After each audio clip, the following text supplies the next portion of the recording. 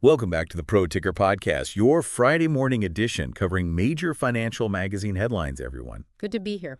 It's Friday. And, well, if you're anything like me, you're probably trying to wrap things up. So let's get right into it, a deep dive into what's been moving the markets. Yeah, let's do it. We're looking at sources like MarketWatch, Bloomberg, around April 24th, 25th. Right. And the idea today is to connect the dots, between Alphabet's big earnings, what the tech sector's doing, those persistent U.S.-China trade tensions. And how it all feeds into the wider market picture, the global economy, Fed expectations too, right? Exactly. And some other key bits and pieces. So, ready?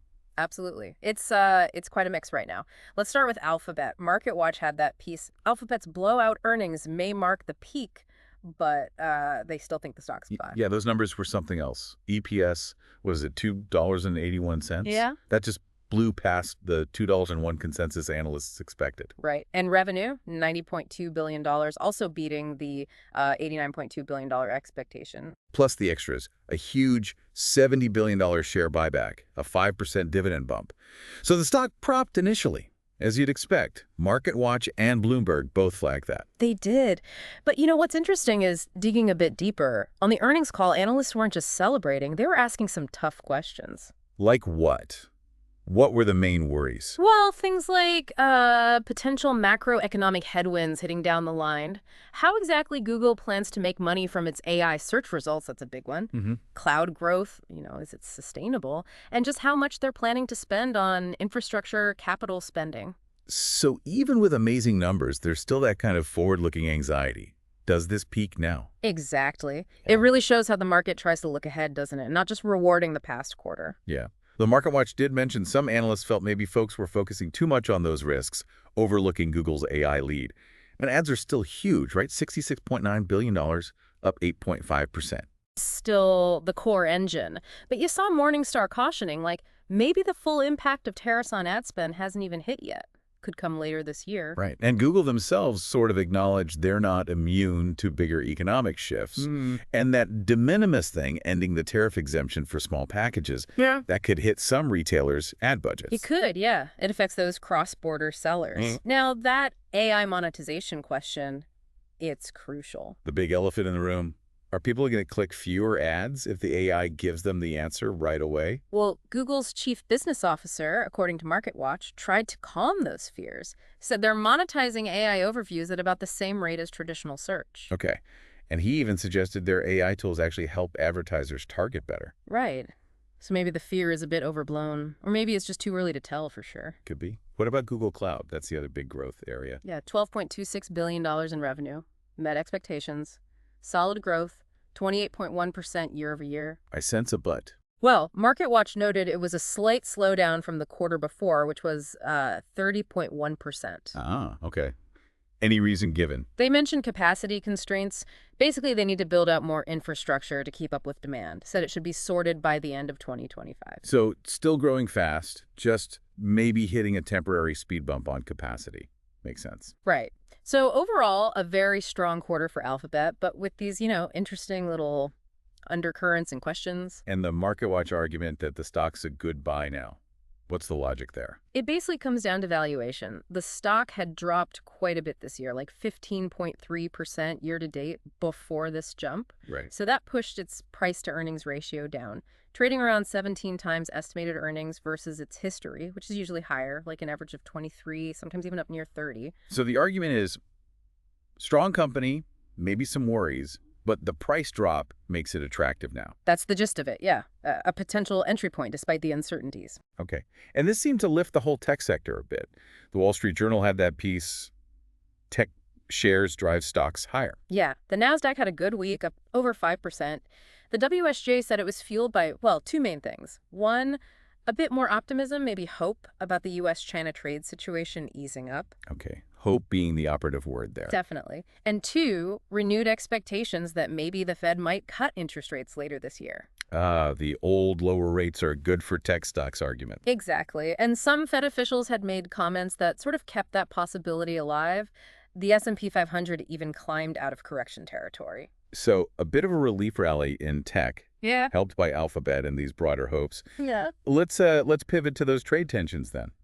Because they just don't go away, do they? No, they're a constant factor. And we've got conflicting signals, as usual. Bloomberg mentioned China might be thinking about suspending its huge 125% tariff on some specific U.S. goods. Oh, really? Which ones? Things like certain medical equipment, industrial chemicals, they mentioned ethane specifically, and even plane leases. Why would they do that? Seems like the cost is hitting them. Their own economy is feeling the pinch from not having access to some of these things affordably. Kind of mirrors the U.S. exempting some Chinese electronics for similar reasons. So a bit of economic reality biting through the political rhetoric? Could be. Pragmatism. But then, almost immediately, you get the countersignal. Of course. Both Bloomberg and the WSJ reported that while President Trump said talks were happening, Beijing basically said, nope, no negotiations, and repeated their demand.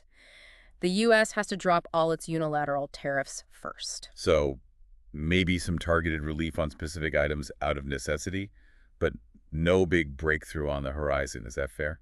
That seems to be the read, yeah. Well, A very mixed picture. And meanwhile, there's talk of a U.S.-South Korea trade deal maybe getting finalized soon, so things are moving on other fronts, too. okay. So how are the big strategists viewing all this? Both had a take, right? Yeah, Bank of America strategists, recorded by Bloomberg, were pretty cautious. They basically said, sell this rebound. Sell it. Why? They don't think the gains in U.S. stocks or the dollar can last without three things happening. Actual Fed rate cuts, a real U.S.-China trade deal, and consumers keeping up their spending. And they don't see those happening soon. Apparently not altogether. They also think the dollar is actually in a longer-term downtrend.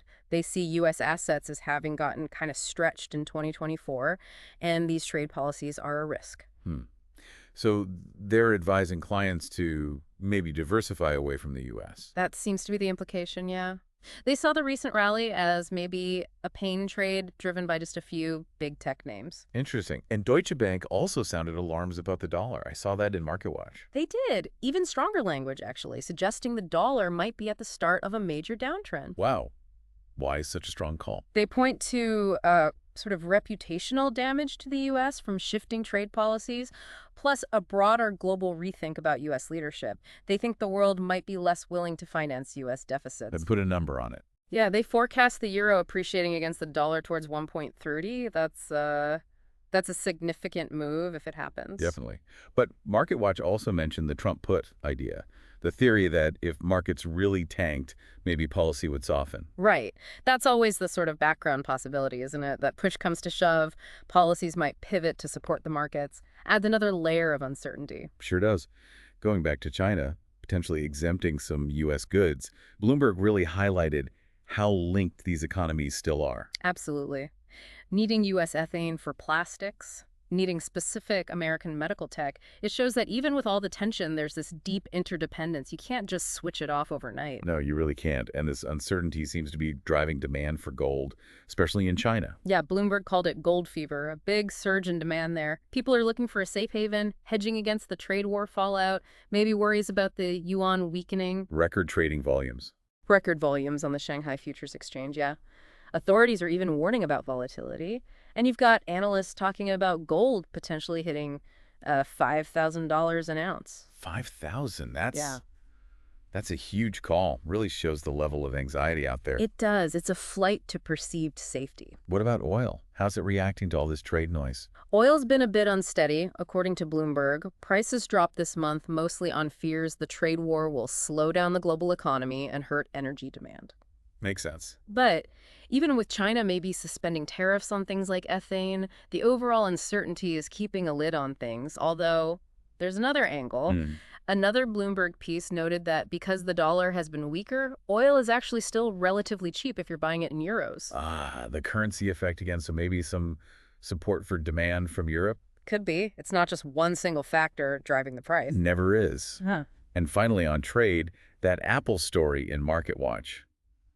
Planning to shift iPhone production for the U.S. market out of China. Yeah, that was via the Financial Times.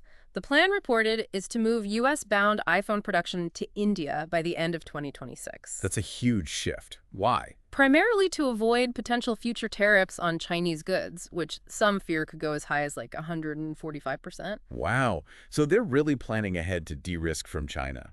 How much production is in India now? BofA estimates around 10% now. So shifting all U.S. production would mean basically doubling capacity in India. It's a major strategic move away from relying so heavily on China for final assembly. That really shows how seriously companies are taking this trade uncertainty. Massive undertaking.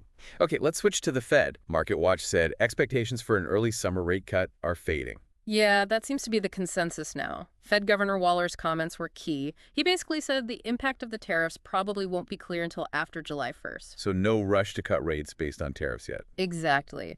Pushes any real assessment into the second half of the year. And that fits with Powell's general cautious tone, holding steady, watching the data. Makes sense. Did other Fed officials chime in? Cleveland Fed President Hammack said May would be too soon for a cut.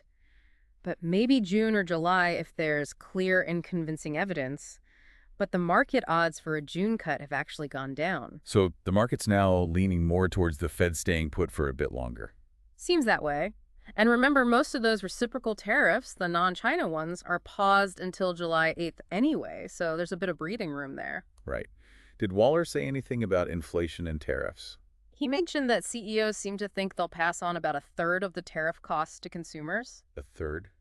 Is that considered a lot? Waller apparently didn't think it would be a big price hit overall, but it's still some inflationary pressure, which the Fed obviously watches closely. Sure. And this isn't just a U.S. issue, right? Trade wars affect monetary policy elsewhere. Definitely.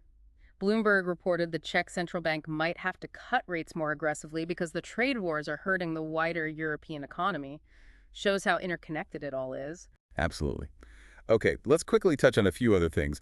That MarketWatch piece on the housing market sounded pretty rough. We're really bleeding. Yeah, it painted a stark picture. Existing home sales in March were the slowest for that month since 2009. Wow, since the financial crisis. Why the slowdown? Mostly blamed on economic uncertainty, but confusingly, the median price actually hit a record high, over $400,000. So fewer sales, but prices still high. Weird mix. Yeah, and the article had these tough stories of people stuck, unable to sell, sometimes carrying two mortgages. Really shows the pressure in some parts of the market. Definitely sounds like a stall. What about company news? IBM dropped even after beating earnings. Yeah, MarketWatch flagged that it was the Dow's worst performer that day. The thinking was maybe slowing Red Hat sales or weaker consulting demand spooked investors. But not everyone agreed. No, some analysts were saying, hold on, Red Hat bookings are still strong. There's a new mainframe cycle. They saw it as maybe an overreaction, a buying opportunity. So the details under the hood matter. Intel also had news, a turnaround plan. Yeah, focusing on engineering roots. But MarketWatch reported the stock tumbled anyway because their outlook for the next quarter was weak. Why weak? They explicitly cited trade war volatility and a likely economic slowdown impacting their forecast, expecting lower revenue.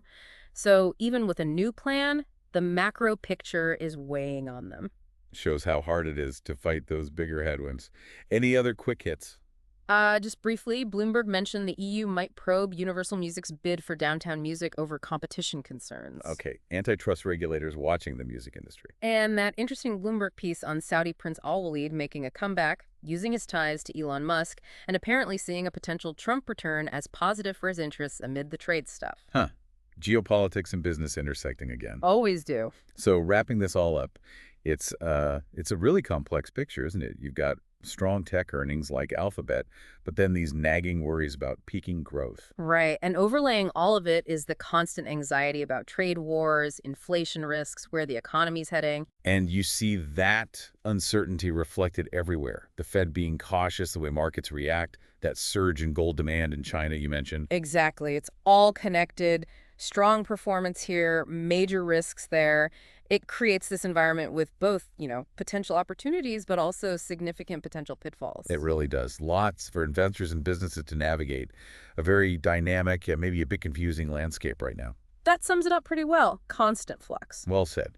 We'll see you all Monday morning with new headlines from major financial magazines.